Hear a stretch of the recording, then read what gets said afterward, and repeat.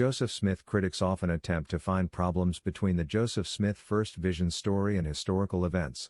One route taken is to proclaim that Joseph Smith joined the Baptist, Methodist and Presbyterian churches in the 1820s. Why would Joseph Smith be joining these churches when Joseph claims the Lord told him all the churches were wrong in the first vision? The answer to that question is he would not. The evidence suggests he did not join any of these churches.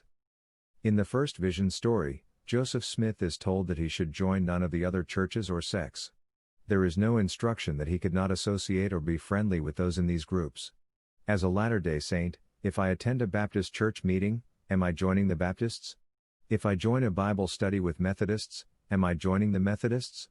The intent of the Lord's direction is for Joseph not to formally join any church and embrace their doctrines and practices. If Joseph Smith had go against this directive, critics from early on would have noted it and used it as evidence against Joseph Smith claims. The claims that Joseph Smith joined these churches come decades later and none of them collaborate each other. The only evidence that Joseph Smith joined the Baptists in 1824 is from a claim by Fayette Lapham in 1870. About this time, 1822, perhaps as late as 1824, he, Joseph Jr., became concerned as to his future state of existence, and was baptized, becoming thus a member of the Baptist Church. How much credibility should be given to this claim 46 years later? There are not contemporary witnesses to it and no records of any Baptist congregation support the claim. The claim that Joseph Smith joined the Presbyterian Church comes in 1887, 67 years later from S.F. Anderick. When Joseph Smith joined the Presbyterian Church, in Palmyra Village, it caused much talk and surprise, as he claimed to receive revelations from the Lord. It is possible that Joseph Smith attended some Presbyterian meetings since some of his family members were members of the Presbyterian Church and went for family reasons. A Lorenzo Saunders did claim in 1884 that he attended a Presbyterian meeting with Joseph Smith. Attending a meeting or a group does not equate to formally joining that group. Anderick claims there was much talk and surprise, yet apparently not enough talk and surprise that nobody makes record or mentions it in the 1820s or 1830s. If you believe this is sufficient evidence that Joseph joined the Presbyterian Church, run with it. I don't find it compelling. The evidence that Joseph Smith joined the Methodists in 1828 is from a claim by Joseph and E.L. Lewis, cousins of Emma Hale Smith in 1879. In this claim, it is said Joseph Smith joined the Methodist Church. The minister put his Joseph Smith name in the book not realizing who Joseph Smith was.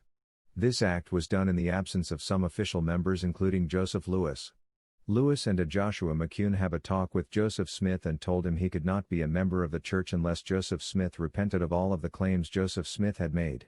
They told Joseph Smith needed to publicly have his name taken out of the class book or face discipline. Joseph withdrew his name from the class book. A few things stand out in this claim. First, Joseph Lewis considers himself an official member. An official member of what? The Methodist Church. What does this make Joseph Smith? Not an official member. Second, the class book referenced is not a book on church membership but just a Methodist class. Joseph Smith simply is joining in a class. Perhaps he did this in part because Emma Smith family were Methodists and he was building relationships of trust with them. Third, Joseph Smith did not add his name to the book but the minister.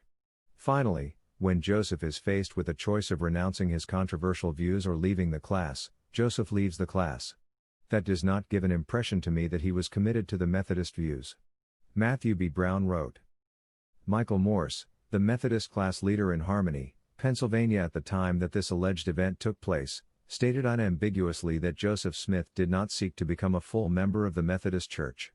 The prophet did indeed attend Methodist gatherings in Harmony while he was living there, but the question must be asked, did he do so with the intent of converting? This is exceedingly unlikely. Why? Because Joseph declared to one of the residents of Harmony, sometime between late December 1827 and May 1829, that he was a prophet sent by God to convert other people. The evidence from those who knew Joseph Smith around this time shows that he did not join these or other churches during this period.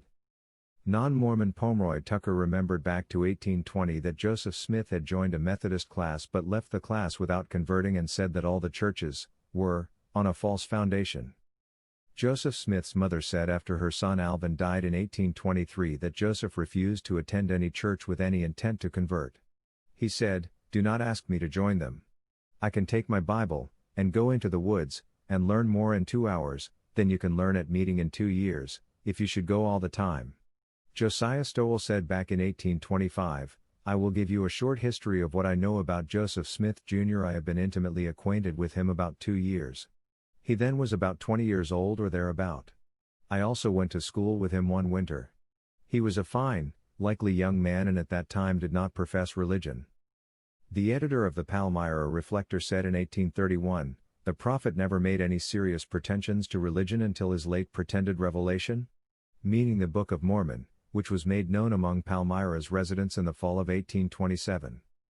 The earliest evidence says Joseph Smith did not join any of these churches.